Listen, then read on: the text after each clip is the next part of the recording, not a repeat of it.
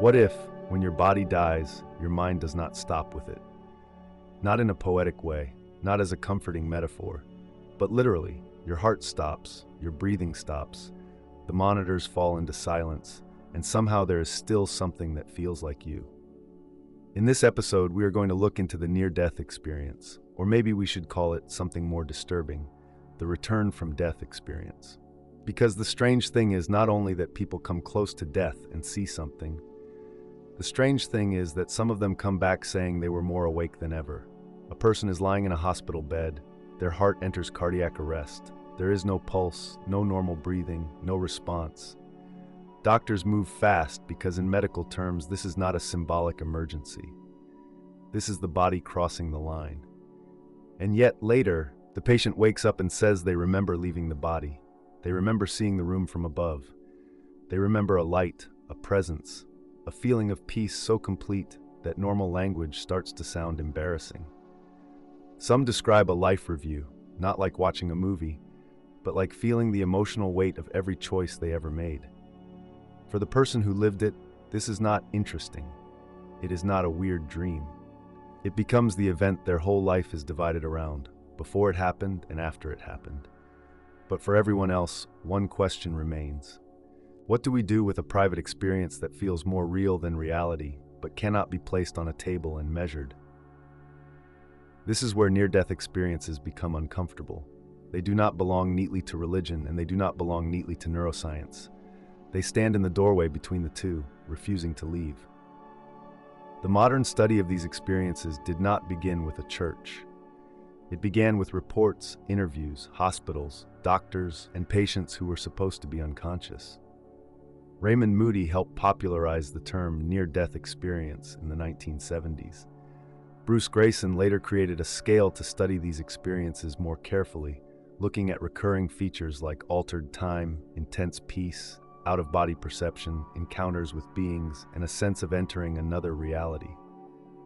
Then came one of the most important medical studies in the field. In 2001, the cardiologist Pim van Lommel and his colleagues published research in The Lancet, one of the most respected medical journals in the world. They studied 344 patients who had been successfully resuscitated after cardiac arrest in Dutch hospitals. These were not people relaxing in a meditation room. These were cardiac arrest survivors. Many had been clinically dead. No pulse, no breathing, no ordinary signs of consciousness. And about 18% reported a near-death experience. That number matters. If near-death experiences were simply caused by oxygen loss, drugs, fear, or the chaos of a dying brain, you might expect almost everyone in a similar medical state to report something. But most did not. Some remembered nothing. Others came back with detailed, structured, life-changing experiences. So what made the difference? No one knows. And that is the honest part. Science can measure the body. It can study blood flow, oxygen, medication, brain waves, heart rhythm, memory, and recovery. It can ask whether the experience happened before the heart stopped, during resuscitation, or while the brain was coming back online. But it cannot step inside the experience itself. It cannot feel what it was like to be the person floating above the room, watching strangers fight for their life. It cannot directly measure the feeling of meeting a dead relative, or the strange certainty that a light is not just light, but intelligence. That does not mean the experience proves an afterlife. It also does not mean the experience is meaningless. Here is where the easy answers begin to fail. The skeptical explanation says, the brain is under stress, oxygen drops, chemicals change, the temporal lobes may produce strange perceptions, memory can rebuild events afterward, the dying brain might create one final storm of images before consciousness disappears, and some of that may be true. Recent research on the dying brain has found unexpected bursts of activity in some cases, including high-frequency patterns that raise serious questions about what the brain is doing near death. So the scientific story is not simple. The brain may not fade out like a lamp. It may surge, organize, and produce strange states at the edge of collapse. But then the other side asks a harder question. If the brain is the sole producer of consciousness, why do some people report clear awareness during periods when the brain should not be supporting ordinary experience? Why do some describe scenes they say they could not have seen from their physical position? Why do some return with a personality change that lasts for years? This is not proof, but it is a problem. One famous case is often called Maria's shoe. According to the account, a woman named Maria had a near-death experience in a Seattle hospital. After being resuscitated, she said she had left her body and seen a shoe on a ledge outside the building, in a place she should not have been able to see from her room. A social worker, Kimberly Clark Sharp, later said she went to check and found the shoe where Maria had described it. For believers, this is one of the strongest kinds of stories. Not just a vision, but a claim about the physical world. For skeptics, it is still not enough. The case was not recorded under controlled experimental conditions.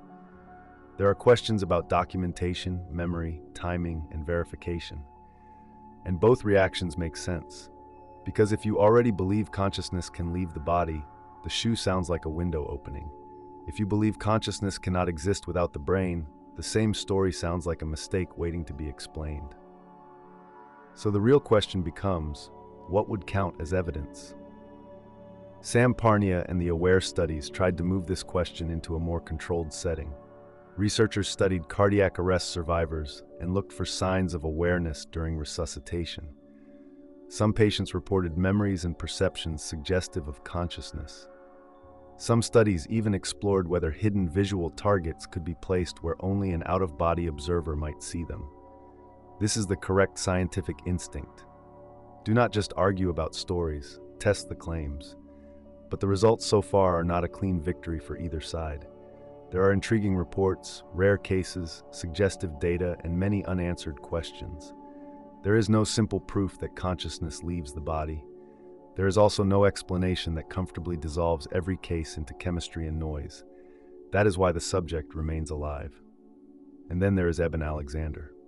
He was a neurosurgeon, trained in the world of the brain, medicine, scans, tissue, infection, injury, coma. Then he had his own near-death experience and wrote Proof of Heaven, describing an encounter with a reality he believed existed beyond the brain.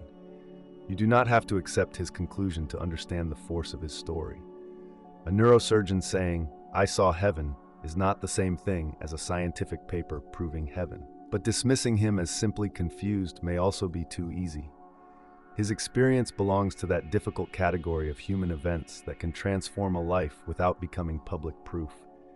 And maybe you already understand this more than you think. Picture someone you love coming back from the edge of death.